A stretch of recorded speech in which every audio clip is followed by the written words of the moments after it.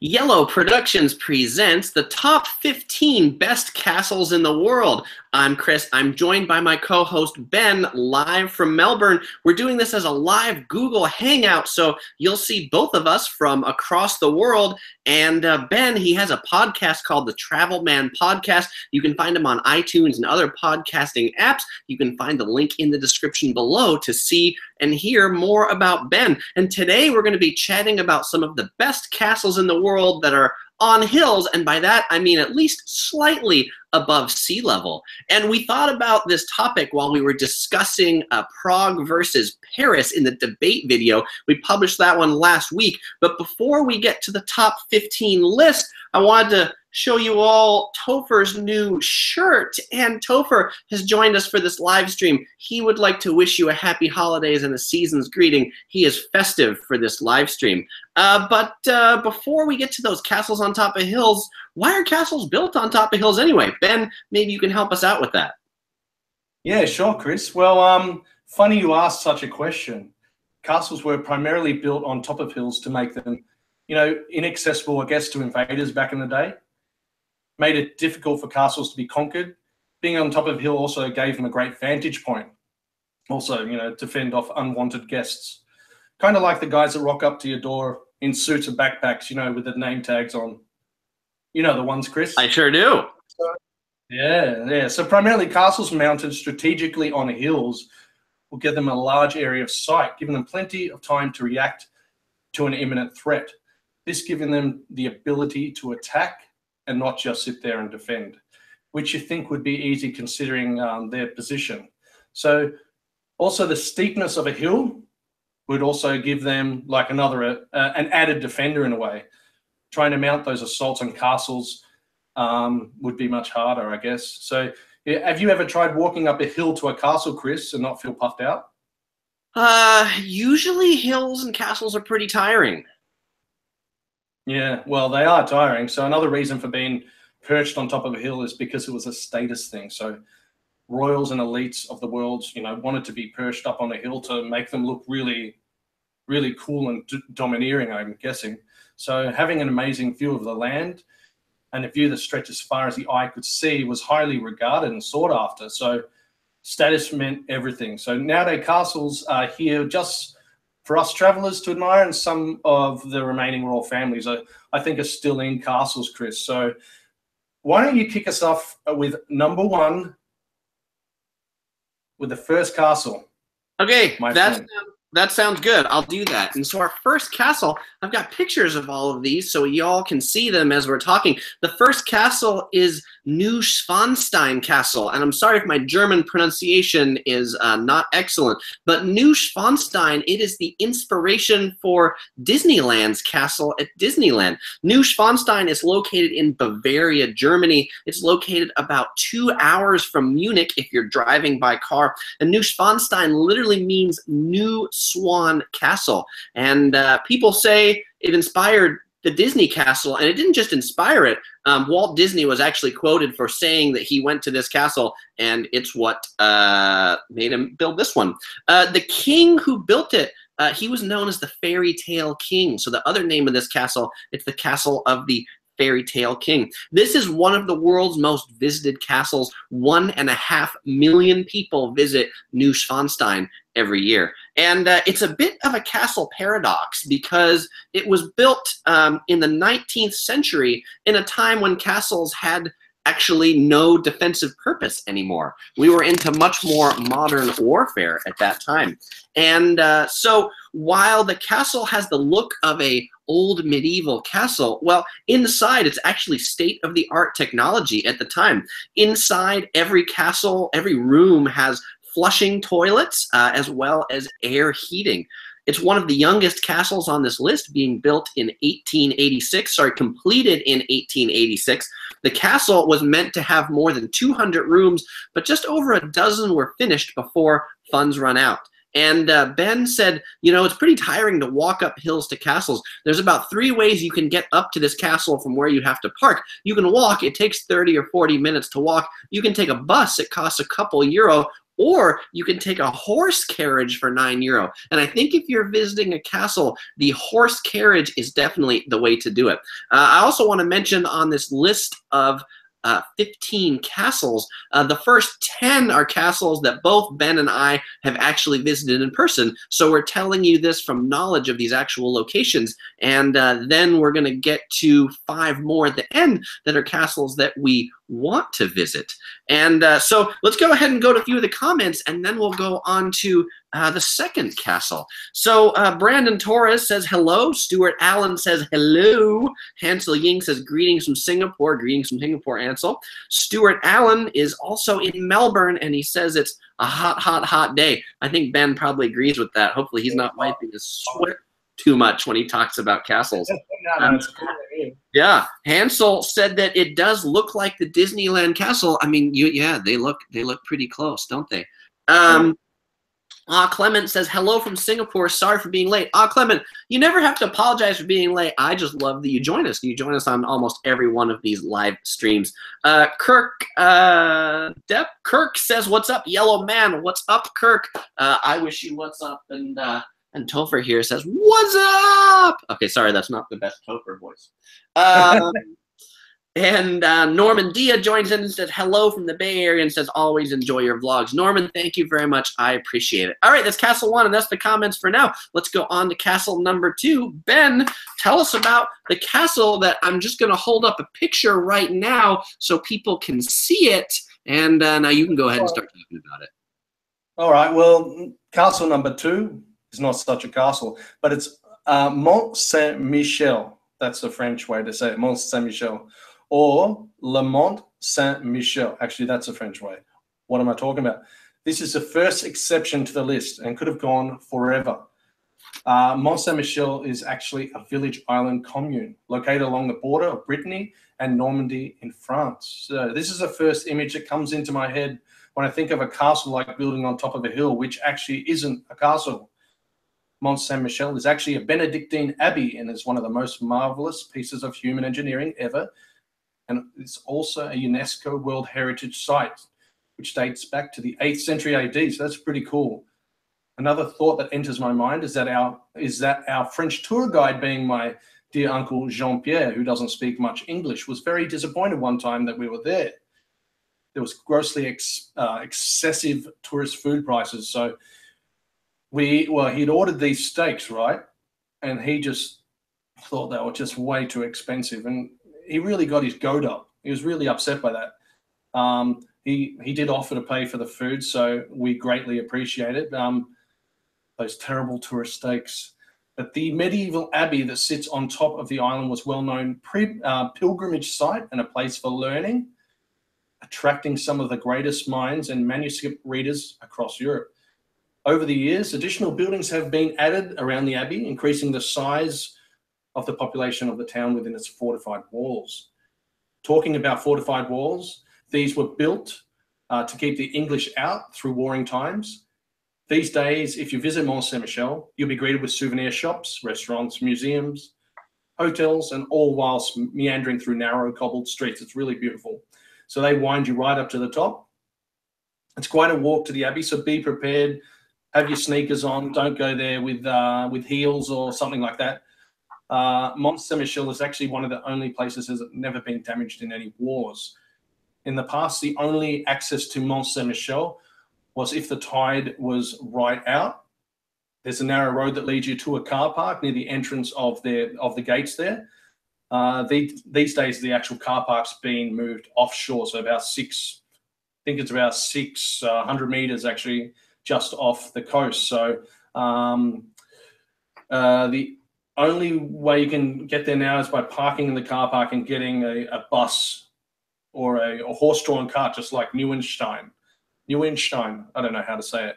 But yeah, so what happens there with Mont-Saint-Michel is that it has a tide that comes in and out. So the tide goes out in the morning.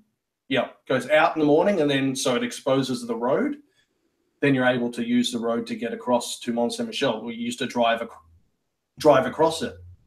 Also, there's plenty of sheep that forage in the grassland because it's quite salty. It's like a marshland. So you can imagine if you're a big lamb eater, the mutton in American would be very, very tasty. So I've actually been there one time when the sea came in. So the tide came in, and it looked like it was surrounded by, just like water. It's probably not even 1 meter high, the water, but it looks like you're on a deserted island and you can just see the coast in the background. It's really beautiful. So that's Mont-Saint-Michel. It's one place. Oh geez, I was there a while ago, but it's one place I always say if you're in Normandy or somewhere like that near the coast of France, make an effort, get to Mont-Saint-Michel because it's really worth it. Chris, you haven't been there yet, have you? I have not been to Mont-Saint-Michel, but hearing what you said and looking at this picture, I mean, I can totally see what you're talking about. The tide coming in, it being on an island. Yeah, you mentioned tourist food prices. Kirk gave a comment on YouTube that said, when I think of castles, I think of tourist traps and entry fee. Yeah, and usually the food is often like super expensive too. Oh, the steaks were amazingly expensive. Like even my uncle, who's willing to pay, who has the money to pay for these steaks, felt foul in his mouth. He didn't enjoy the steaks. Obviously, maybe the steaks weren't as good as what you'd get on the mainland, but it is a touristy place. So be prepared to pay the extra money, to go there. So admission fee, then you got to do the fee for the museum, then there's a fee for this, a fee for that. You got to eat food, so everything's accelerated. Kind of like Disneyland. You go into Disneyland, you got to pay this, pay that. Food's always expensive at Disneyland. It is, but Disneyland is the happiest place on earth. So somehow when I buy things at Disneyland, it makes me happier that I'm giving Disney like tons of my money. Kirk also asked if we can tell us the cost to enter these castles. He says, thanks if you can slip it in there. Unfortunately, we probably won't be able to slip it in there at this point because we didn't do the research on it. But hey, next time we do one of those videos, we'll make sure to put the cost of these things in there. They're all probably somewhat on the pricey list. I can tell Kirk that it's expensive. Nonetheless, be prepared to send your euros to the man. All right, good. Brandon Torres commented, it sounds very interesting. And then Jake McShane is asking if the castle magnificent on the inside too? So Ben, is he talking about Neuschwanstein Castle or is he talking about Mont-Saint-Michel? Well, let's pretend he's talking about Mont-Saint-Michel, and then I'll answer for Neuschwanstein. All right. So within the walls of Mont-Saint-Michel, it's actually quite beautiful. So if you can imagine, like an old town, an old European town that dates back a few hundred years, cobbled streets, you've got the old buildings, because there's plenty of buildings within Mont-Saint-Michel. Mont-Saint-Michel is multiple buildings. So you've got the abbey right at the top, then you've got buildings, you've got the road that kind of winds its way down to the bottom. So within the walls of Mont-Saint-Michel, it is really beautiful. It is worth the money. So I mean, if you can get there, it's well worth the money. Don't be scared by the fact I think it's really expensive, which it is, but it's still one of those places that's really worth. It's worth to go there. Go there. I meant the French. Yeah. All that's right. What I thought. Excellent. And you gave him enough time to give you that answer. So now I apparently don't have to answer for Neuschwanstein. So before I go on to number 3, everybody asked what I'm drinking. And so today, because I ordered all this great new logo merchandise, I got the Topher t-shirt, I've got the Yellow Productions pillow. Now I even got a Yellow Productions cup with these yellow straws. All right, it's iced tea in there. All right, so on to castle number 3. Castle number 3 is this castle. It is the Palace of Pena in Sintra, Portugal. And the Palace of Pena in Sintra, it's located about 45 minutes from Lisbon. Lisbon is the capital of Portugal. OC girl Topher and I, we went there about 2 or 3 years ago. And I also want to mention that for all the castles, at least that I'm talking about on this list, which are all the odd-numbered castles, 1, 3, 5, 7, and 9. In the description of the video, I've got links to videos about each one of these castles. So if you want to check out more afterwards, there's videos on this. Also in the cards for this live stream, there should be links to these videos. I mean, don't leave yet, you know, but like afterwards, take a look at the replay and find those cards. So this castle, it's really kind of world famous and it's on a big, super big hill, but it's famous for being super colorful. And of course, I like it because it's like bright yellow castle.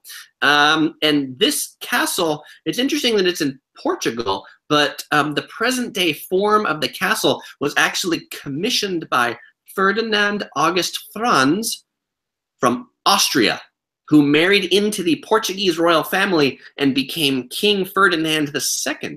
King Ferdinand II marveled at the stunning views from up here on this hill, and he wished to build a castle to rival Neuschwanstein. So yes, this palace was built to rival this palace. So we're talking about castles and things like that that were built for no defensive purposes. And this one is another one of those castles built just to look pretty. So one portion of the castle resembles a medieval European castle complex, complete with very ornate parapets. The other portion of it, kind of down here, looks like a Islamic tower dome. Each section of the facade, as you can see, is painted a different color. There's a purple wing, there's a red clock tower, the yellow minaret. And it was also said that King Ferdinand wanted the castle and palace to look like an opera. And today, this is one of the greatest examples of romantic architecture. Sintra has a whole bunch of other medieval castles and other palaces. So if you are heading to Portugal and you're in Lisbon, Sintra is worth a whole day trip to check it out. All right, that is castle number 3. So Ben, over to you for castle number 4 that I am going to hold this up, and I'll probably read what castle it is just because when I'm talking, the video's on me. So Ben's going to be talking about castle number 4, which you could probably guess the location of this is in Japan because of the architecture and the cherry blossoms. Ben's going to be talking about Himeji Castle. Ben, take it away. Thanks, Chris. Himeji Castle, so freaking cool, isn't it? It's a World Heritage Site and deserves your attention. Obviously, I had to chuck this castle in. It's majestic, and Japan just happens to be lousy with these awesome castles. If it's not Himeji, it's about 86 other castles that are similar looking or it's just as beautiful. They tend to just build the same castle, or very similar castles. So Himeji is best, and I visited it. So go and visit Himeji Castle. It's located very close to Kyoto on a Shinkansen ride away. It's about a 45-minute ride from Kyoto and about, I think about 3 hours plus from Tokyo and about an hour ride from Osaka. This castle was opened in 1346 and is located on a hill top over the centuries. Different clans built further fortifications around Himeji Castle. Himeji Castle was finished in 1609 and is over 400 years old. They do regular maintenance on it. Last time I was there, which was 2014, they were doing extensive work on the outside of the building. From what I remember, they nearly dismantle the whole castle. I think they leave some of the castle behind, but then rebuild everything brand new. So it's really interesting. I think they do that every couple 100 years or every 100 years. There's various walking paths you can take as you weave your way past the 40, I think there's 40 plus buildings on site. Most visitors come through the Ottoman Gate. There's also a lovely lawn out the front, which is lined with cherry trees. So, you know, you want to go there in cherry blossom season, see the cherry trees out. If you want to go past Hishi Gate, that's the main gate, you'll have to pay for admission. That's the proper entrance. This gives you access to everything inside the castle walls. There's plenty to see and do inside. They have special rooms set up so you can see how the castle was you know, centuries ago. So Himeji is about 46 meters high. It's probably not the tallest castle in this list, but I thought it was a lot higher. So Himeji Castle, fantastic place to visit. Yeah, I was blown away by the place. It's so gorgeous, but and really easy to get to. So, Chris, that's Himeji Castle, sir. Himeji Castle. Topher wanted to come back and say happy holidays. All right. So a couple comments we have from YouTube. Kirk asked and says, if Hearst Castle is considered a real castle. That's a super great question. I mean, it's as much of a castle as some of the castles that we're going to have on this list. And if we do another one of these videos, Hearst Castle should definitely be in it. That's a great castle in Central California. Watermelon Kid says, White Castle is my number one pick. By White Castle, do you mean the burger chain, White Castle? Is that what you mean? Brandon Torres says, Japanese castles always gave me good vibes than Euro Castle. Brandon, what do you like better? What gives you better vibes about these Japanese castles than Euro castles? I mean, I think the cherry blossoms are pretty cool. And you know what Ben said I thought was pretty funny about these Japanese castles, that they sort of build the same castle over and over again, or they look pretty similar. I've got Nagoya Castle on the list, and it might look kind of similar to Himeji Castle. And SoCal says, can I get a knock and a scratch? Good. All right. So on to castle numero cinco, number 5. Castle number 5 is Prague Castle. Prague Castle is in the Czech Republic. For those of you who didn't watch the Paris versus Prague video, my background is half Czech from the Czech Republic.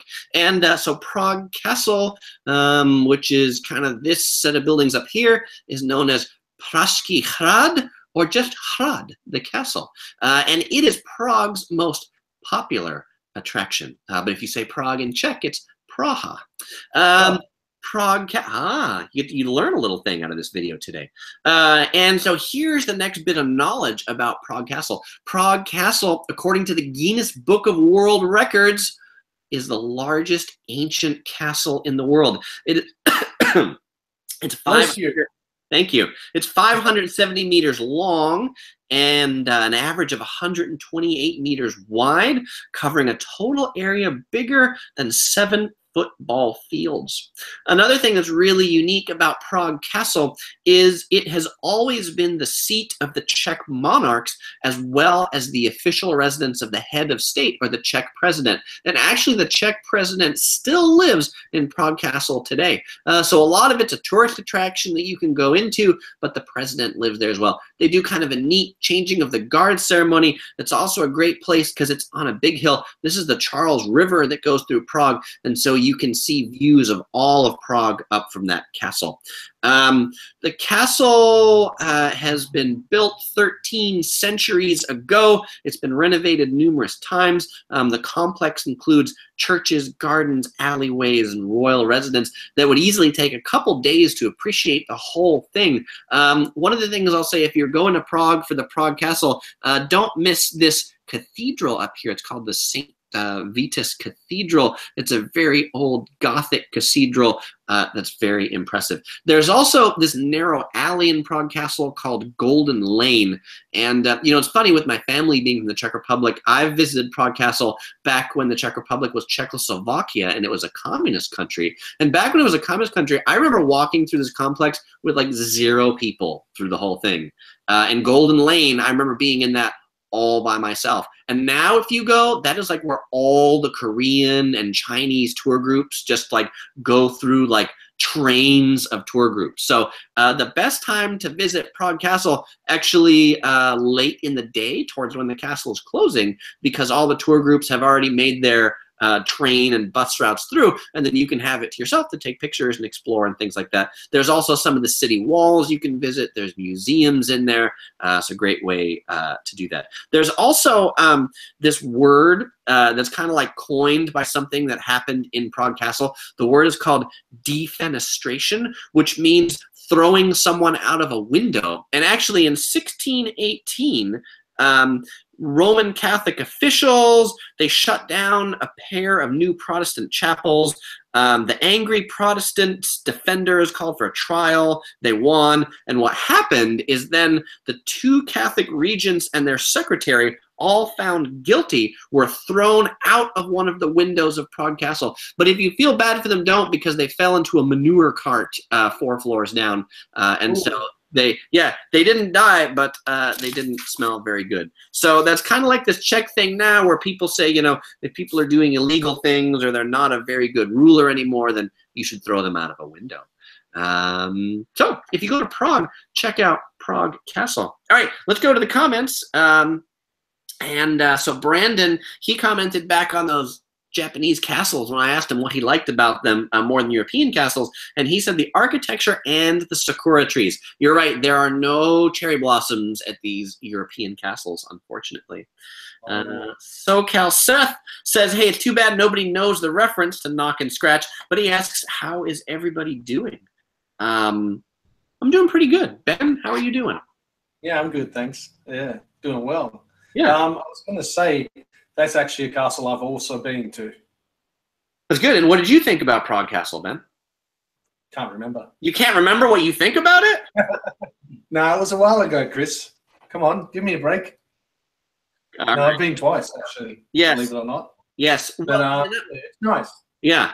And SoCal Seth, actually, I do know that reference to the knock and the scratch because you sent me the YouTube video about the comedian who was on the wall of the hotel doing a knock and a scratch. So actually, I do know what that's for. Ben, I'll send you that video later. I think you'll enjoy it. Yeah, send it. And Brandon commented and said, that's big for an old castle. Prague Castle is pretty big.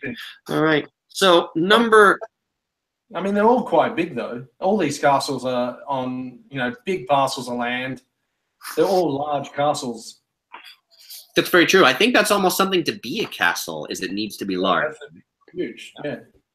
All right. So Ben's going to talk about castle number 6. Castle number 6 is this castle right here. It is, I'm not going to pronounce it very well because it's French. And by the way, Ben's ancestral descendancy, if I can use that as a phrase, is from France, so he'll pronounce these better than I will. This is Chateau de Chambord. Francois. You know what? You've done really well there. That's pretty much it. Chateau de Say that again while I'm not talking so everybody can hear you. All right. Chateau. Okay, everyone repeat after me. Chateau de Chambord. Very good. All right, take it away. All right, so Chateau de I was going to say Chateau de Chambord. Chateau de Chambord, which is a tongue twister, is one of those slightly above sea level castles that Chris and I wanted to mention. It's just slightly above sea level, probably by only a meter. 600, what's that, 3 feet? 3 feet. This castle is located near my mother's birth town of Angers, which is spelled Angers. And that's located in France, obviously. And it's symmetrical and stunning, and it's just so beautiful. So you'll see that the way it's built, it's pretty much the same on both sides. It has a moat that runs along the front and the side of the building with luscious lawns and walking tracks that surround the chateau. I was there in 2006. A lot has changed since then, and I'll get into that in a moment. It's built in French Renaissance style. So if anyone knows what French Renaissance style is, that it's a combination of classical Renaissance style mixed with French medieval influences. Chateau de Chambord is worth a visit if you're in the Loire Valley. That is Loire, Loire Valley, and just happens to be the largest of all chateaux located there. Construction of this beautiful building started in 1519 and would take another 28 years to build with an approximate finishing date of 1547. So 28 years is quite quick, considering some of those other castles we've mentioned take hundreds of years. Chambord was originally built as a hunting lodge for this bloke called Francis I, King Francis I, because he was the best Francis. Francis II had a lodge half the size down the river a bit. This is a tourist destination. It has around 700,000 tourists. I reckon it's got more now. I think that 700,000 is an old stat, but and it has house artwork and the oldie type furniture inside it. So There's collections which it has now, which were initially sold off in the last century. During the Second World War, they moved all the artwork and other valuable things from the Louvre Museum to Chambord. I'm guessing that was to keep them safe if, unfortunately, the Louvre was blown out of smithereens or Paris was taken over by the Germans. Apparently, if you've gotten there this year, you would have seen that the transformation of their lawns had been transformed into 17th century French formal gardens. I've looked online and they look amazing. There's 16 acres of gardens to peruse, and these are all brand new and inspired by Louis the X1V. I'm not good with that. Is that 15? X1V, 14. 10, 5, and the 1 becomes before the 5. So that's 15 minus 1, 14. Thank you, mate. Louis the 14th. Louis the 14th. And that was in 1734. It took them a while to get onto it and cost more than €3.5 million. And here's just a few garden restoration facts or figures. So it was 5 acres in total that they restored, 44,000 square meters of gravelled areas, 32,500 plants were planted, 18,000 square meters of lawn, 800 trees were planted. Took them 5 months of work. They had a €5 million budget, and more than 100 people were engaged to work in the garden, and took 14 years of historical research. I reckon that's pretty cool. What do you think, Chris? Yeah, that's a pretty impressive garden. Yeah. Well, it's only brand new, remember? So before it was just all lawns. So now, they planted up the garden. So it's probably worth a visit to Paris or France, I reckon. See Mont-Saint-Michel, because it's not too far. Yeah. How far is the Chambord Castle from Paris? I would say it's a couple of hours by car or more on the train. Yeah. I'm in the southeast. Okay, cool. We've been to Versailles, and that leads into one of our comments. So Cal Seth says Versailles is a beautiful place too, and I think I agree. Versailles is impressive, and it's huge, and Versailles gardens are impressive. Ben, how would you compare the gardens at the Castle Chambord here to the gardens at Versailles? Well, I think currently now that Chambord has been redesigned or re-landscaped, I'd say their gardens would be better than Versailles. Okay, very cool. Versailles is older, and remember with Versailles, they in the spring they move all the pot plants out into the garden because they're all like what do you call they're plants shaped in balls on sticks. I call them ball on sticks. Yeah. But, did you say they move all the pot plants? Is that like marijuana, cannabis plants? Oh. No, Chris. We're not talking about marijuana, old boy. Darn it.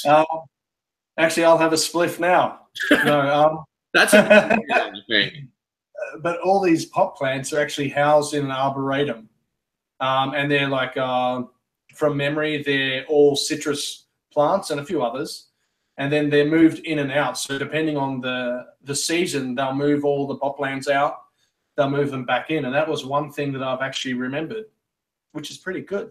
Oh, that is pretty good. Brandon Torres. Sometimes. Yeah, Brandon Torres comments and says it is impressive, and SoCal Seth says they knew how to spend money. Speaking of gardens, one of the things I liked best about the Versailles garden was you can rent electric golf carts and drive them around the garden, because the gardens are huge. So it's pretty neat to ride around in a golf cart. Do they have golf carts for their garden? I do not know if they've got golf carts. I don't think they have golf carts, personally. I think you've got to do that all by foot. Well, you can probably hire a bicycle. Ooh. Now, there only be electric bikes, for the truly lazy. I think it would be better just a normal bicycle, just so you can get some exercise. I don't know about that exercise. I've heard that's tiring. Yeah. I was as a side note, I went for a jog the other day, and I haven't jogged for a long time, and I got this cramp in my leg that slowly got worse after days. Which reminds me, I should only run if I'm being chased. I think that's going to be my new motto. All right. I have someone to show everyone. Ah, it's a cat. How beautiful is she? What's her name? Miu. She's got a Japanese name, actually. It means blue moon. But she's a beautiful cat. She is a beautiful cat. I heard you mention her name in your Fukuoka podcast you did a couple weeks ago. Yeah, did you listen to it? I sure did. Oh my God. Are you subscribed? I don't know that I have a podcast listener to subscribe. I just go and click I type in Google, I type in Travel Man Podcast, and it brings them up and I can play it just from Google. Oh, okay. Maybe if everyone who's listening now would like to sign up to Travel Man Podcast, I would really appreciate it. Yeah, you guys should totally do that. It's good. And Fukuoka, actually, Topher and I and Osigro, we're going to Fukuoka in January. So it was really interesting to hear you talk about Beppu, because that's one of the places we're going, and Yufuin. Yufuin, yeah, go to Yufuin. Beppu was a bit of a disappointment, but it was only a day trip for us. But Beppu has the hot springs. What is it called? The Hells of Beppu, and that is kind of like a manufactured. You know me in manufactured areas, Chris. Yes. Not a big fan. Yes. So stay in Yufuin. If you want to see the Hells of Beppu, it's all right. It's like those thermal pools, you know. They're kind of in Yosemite Park. They're different colors and stuff. And you walk around. You can do actually similar thing in New Zealand. Actually, they've got a thermal park, which is awesome. So if anyone wants to go to New Zealand and see the same thing, it's much closer, especially if you're in Australia. All right. Good deal. SoCal Seth comments and says, I think the purpose of the giant lawns was so that armies would invade of days of yore. They'd get halfway through and then screw it. Yep, I can agree with that. You get pretty tired. you would.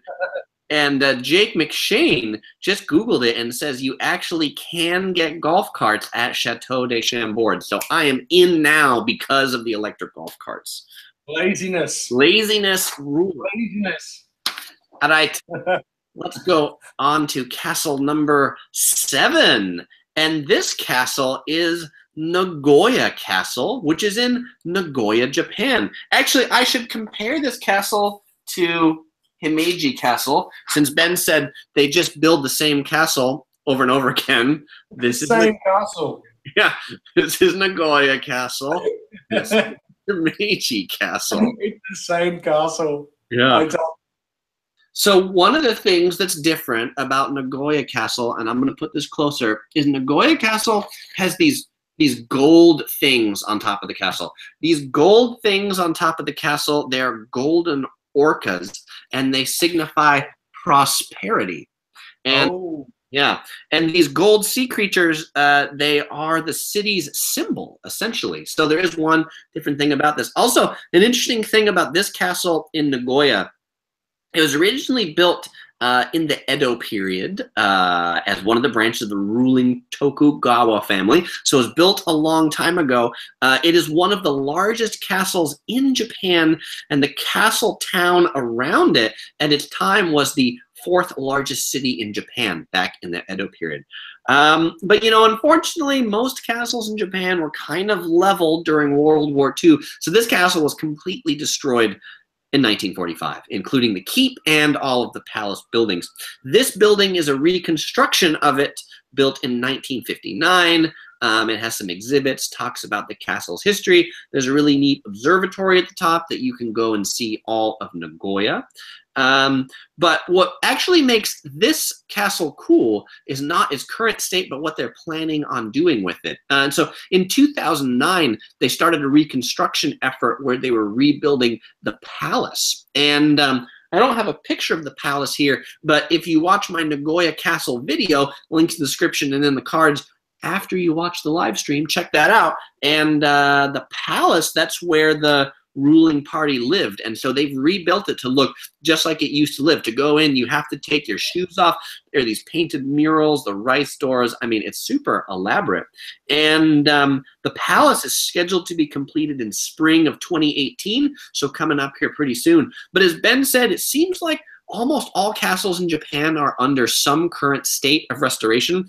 Actually, the main keep right here that I said was built out of concrete, they're planning to tear it all down and then rebuild it in a traditional wood construction, just like it would have been initially. And so in 2022 is when this main keep will be rebuilt in wood. So if you visit in 2018, you can see the palace, and if you visit in 2022, put that on your calendar, you can go back and see the rebuilt one out of wood. All right.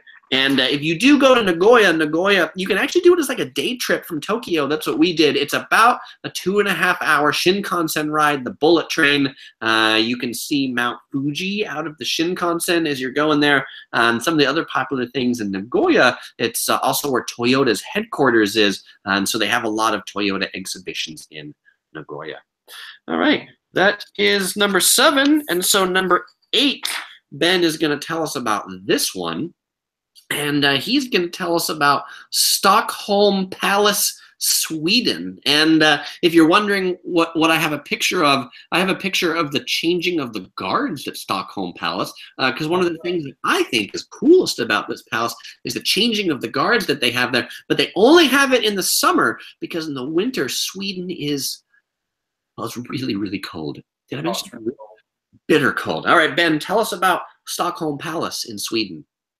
Well, other than the changing of the guards, which it's a beautiful picture you've got up there, Chris. Technically, it's called the Royal Palace. So Stockholm Palace is the Royal Palace. It's actually still fresh in my mind. I was only there maybe a couple of years ago, 2013, I think it was. It's worth the visit. You're in one of the most expensive cities in the world, though. Stockholm is incredibly expensive. Cost me $34 Australian, so I don't know what that is in US, but that was just to buy a cake and a drink there. So a little drink and a little cake, $34. Very expensive, nearly unbelievable. But that's aside. It's another one of those, Stockholm Palace is another one of those palace castles that sits just above ground level. It's worth the visit, especially if you're in Stockholm for only a couple of days. You can easily get there. You can get around very easily. It's built in Baroque style, something like that. Dates back to 1697 and was completed in 1760. That's a long time. What took them so long? Who knows? The Stockholm Palace is the official residence of the Swedish royal family.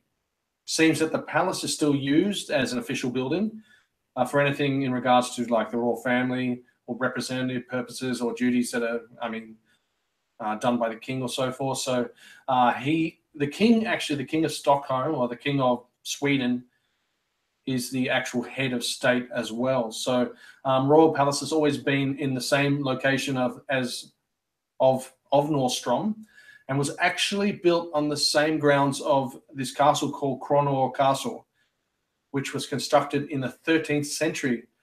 Unfortunately, it burned down 400 years later in 1697. Construction of the new palace started in 1700 and came to a halt, and then they started building again, like I said earlier, and finished in 1760. So there's been a time there in between. One of the museums inside it is called the Tre Konor Museum. Konor, spelt K-O-N-O-R. Museum is actually located in the former cellar vaults of Kronor Castle. So it's quite an interesting place, Stockholm. I really like it, but you've got to make sure you've got plenty of money, because the 3 days that my wife and I spent in Stockholm really emptied our pockets out. Luckily, it was the I think it was one of the last places on our trip before we flew back to Melbourne in Australia, not Melbourne, Florida. So yeah, just if you go to Sweden, just make sure you got lots of money. Chris, you've been to Stockholm, haven't you? Yeah, Stockholm is truly an amazing place. I just want to comment about Melbourne, Australia versus Melbourne, Florida. And Melbourne. right, that was one of the hardest things when I was in Melbourne, Australia, was pronouncing it the way Ben does, as opposed to pronouncing it the way we pronounce the city in Florida. Melbourne. But back to Stockholm. Yeah, Stockholm is a city. It is super expensive. Everything there is super expensive. Hey, Ben, when you were in Stockholm, did you have any Swedish meatballs? You know, when I was there, I was looking for Swedish meatballs, and I found Swedish meatballs to actually be kind of hard to find. Yeah, I had pizza. I remember going somewhere for pizza. Swedish meatballs, did I have them? I probably have them more so if I'm at an IKEA in Melbourne. That's when I have meatballs, but other than that, mate, it's just IKEA Swedish meatballs and not Swedish meatballs. Yeah, isn't that funny? If you're actually trying to look for Swedish meatballs in Stockholm, they're really hard to find. There's only a couple places that serve it. They're kind of like a almost like a typical Christmas food that they eat all the time, but because it's something mom would make, it's something they'd like really never sell at a restaurant. Well, yeah. I mean, unless you go to an IKEA in Sweden, I'm sure you'd find them. I'm sure you would. They just export it to all of us as their national food. Well, they are. You can buy them in IKEAs. So anyone that has an IKEA near them, if they want Swedish meatballs, they're pretty accessible. Yeah. They're in a plastic bag, freezer bag, put them in the freezer, and open them up, use them whenever you need them. So, I mean, yeah. Swedish meatballs brought to you by IKEA. Right. So now the sponsored video, you can send a few Australian dollars or maybe some Swedish meatballs to Ben for the plug. One of the things I also enjoyed about Stockholm was the salmon. And something that's really neat, this Stockholm Palace, or the Royal Palace, it's on these like freshwater rivers or lakes that run through Stockholm. And there's actually salmon that run like right next to this river that people literally fish and eat. Like the cleanest river I've ever seen in a city. And I will say the salmon I ate in Stockholm was some of the best salmon I've ever ate in my entire life. I think I ate salmon there as well, and it was delicious. I mean, it's all that salmon that's encrusted with salt. So it's that preserved salmon, the salmon that's done its thing over about 24, 48 hours, and then you scrape the salt off it, you slice it up, and it's just delicious. It's salty and delicious. Salty. Delicious, salty salmon. Yeah, you can't go wrong with anything that's extra salty.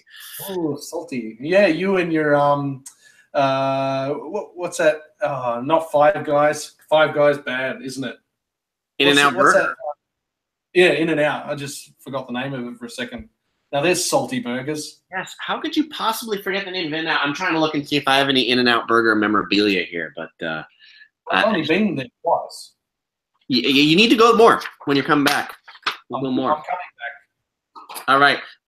Before we go on to the next one, just a comment from YouTube. SoCal Seth's comments says he's been to the Swedish Royal Palace and agrees that the changing of the guard ceremony is pretty awesome. It is. If you're going to go, make sure you get there early. All right. Castle number 9. This castle was featured in my Napa Valley video, my 5 things to do in Napa. Napa is a big wine region in California, arguably one of the biggest, most famous wine regions in the world. And this is Castello di Amorosa. And this castle is the most visited winery in California. Yes, it is a castle that is a winery. It is kind of like an adult Disneyland and is located in the north part of Napa in a town called Calistoga. The castle is 121,000 square feet, which is a different number in meters, and that took 15 years to build. It was opened in 2007. The castle has 107 rooms, and 95 are decorated with wine as the theme. There's 4 levels above, 4 levels below ground. Wine actually flows through the walls of the castle and is gravity fed from the tanks to the barrels down below for aging. The castle at this winery, it's complete with a drawbridge, a dungeon, a torture chamber, a medieval church, and it's arguably the single most impressive barrel room in the U.S., arguably because their website says it is. And so, you know, I don't know how much you can trust their own website to tell you that it's the most impressive barrel room. Always trust a website. Yes, absolutely, especially the one by the own company. Tours of this winery start at $35, but the admission includes wine tasting. I will say this winery, it's like super busy. It's like almost the #1 attraction in Napa. So if you're going to go, make sure to book your tours online. Or you can do what Topher and OC Girl and I did, which is just go and take pictures outside of the castle and walk through the vineyards too. But super neat place in Napa. And this, like our list of castles, it's our list of the best castles are actually castles that were built not for their defenses. I mean, maybe they just want to build it to defend their wine or something. Maybe the family that built, the family that built this winery, they have another winery in Napa, but it's not a castle. And of course, their one that is a castle is like way more popular because people want to go and visit the castle. Jake McShane asks, can you bring your dog to the Napa Castle? I don't have a dog, so I wouldn't know. But at the Napa Castle, they do have like goats, and they had like chickens, and like they had a lot of farm animals there to make it a complete experience. I am guessing that you probably can't bring your dog into the castle since it's a winery and they do wine tours. There's probably some, food and pet restriction there. Yeah. Well, but I will say that yes, pandas were allowed. At least stuffed pandas were allowed. And SoCal Seth says, wine and torture chambers, challenge accepted. Yes, that sounds like a lot of fun. I agree. So you actually didn't taste the wine there, though? No. You just kind of from the outside? Yeah, we just went from the outside. The day we went, it was like a holiday weekend. I don't know. It was like super busy, and so we couldn't get in because we didn't have a reservation ahead of time. And we just came from a winery where we had like 5 glasses of wine, so we didn't think we could like do any more glasses of wine without. Who was driving? I was driving, and I'm less of a lightweight than Topher is. He can't really take a lot of wine. So, are we going to drink much wine next year? Maybe Topher's going to try. I don't know.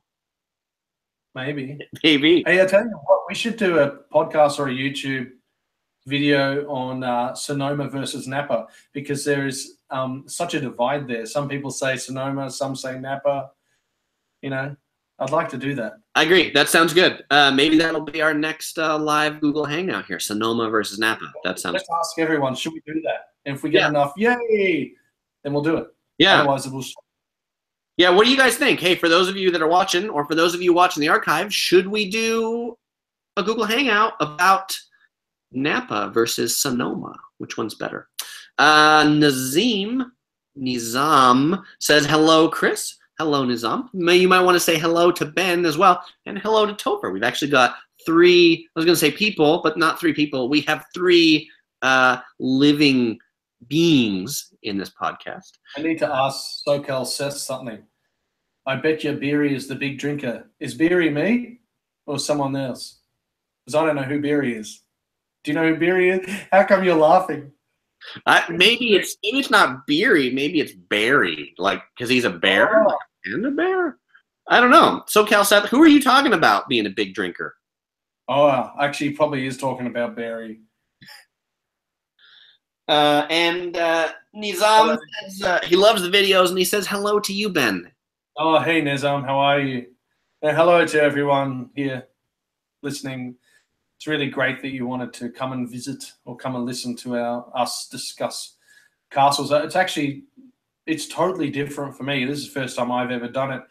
And the last time Chris and I were together, we were kind of working off each other. So this is a little bit more different. Chris talks for a bit, then I talk for a bit, but it's hard to interject because I don't want to interject too much with Chris because we tend to switch the screens. It's not like we can split screen it. But if we can find out how to split screen, then it'll be a bit easier to interject, I think, without it being too weird.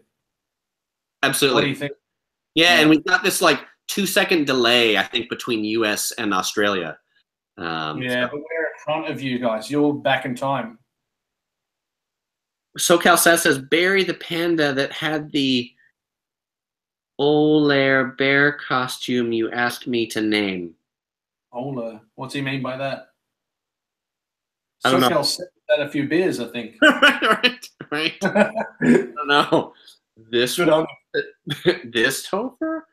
This Topher. Which one? You know, when I got these shirts about Topher, Topher was worried that if I had these shirts, that I didn't have to bring him on travel anymore. And I'll tell you, there is nothing further from the truth. It has to be the real Topher there. Oh, I want one of those shirts next year, Chris. The polar bear. Now I remember. All right. Yes. There was a live stream where I had a polar bear that we couldn't remember the name of, and SoCal Seth gave us the name for the panda. Not the panda, the polar bear. Thank you. We get our pandas and polar bears confused. All right. Well, hey, we've got 6 minutes left in our hour allocated for this live stream. So we're probably just going to make it to the 10 castles that we've been to, and we'll save maybe the 5 that we want to go to for another time. So Ben, hit us up with the last one, which is going to be Buda Castle. And Buda Castle is located in Budapest. Buda Castle, Budapest. You can see it looks like it's on top of a big, cool hill here. Ben, tell us about it. Thanks, Chris. It's actually Budapest. Ah, very good. Yep, no worries. I should have put something on top of that S. So, yeah, I've been to Budapest, and I have to say I really like it. It's located right in the center of Budapest on Castle Hill. Very, very, very beautiful place to go for a walk, and it's even better at night. So at night, you can see all the lights of Buda or Pest, one or the other. So I think it's right in the middle. So it's Budapest. It's 2 districts, Buda and Pest. Put together, Budapest. So this area, Castle Hill, is commonly referred to as the Castle District because it's well known for its numerous 19th century Baroque and medieval homes, churches and public buildings. You can walk all around the site. I remember going to the toilet there and it costing me 50 cents in euros, or 50, not 50 euros. Obviously, that's bloody expensive. But this castle was built by King Bela the 1V. Chris, is that 4 or a 5?